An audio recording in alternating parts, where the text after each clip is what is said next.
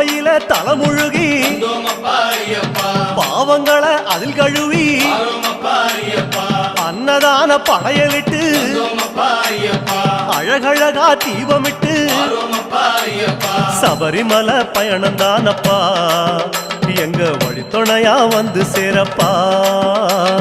சபரிமலை பயணம் தானப்பா சாமி வழித்துணையா வந்து சேரப்பா. கன்னி மூலம் சந்நிதியில் கணபதிய கை தொழுது அண்ணாந்தான் நீலிமலை ஐயாவும் கைப்பிடிச்சு கந்தமலை ஜோதியானவா எங்க காவலாக வந்து சேரப்பா.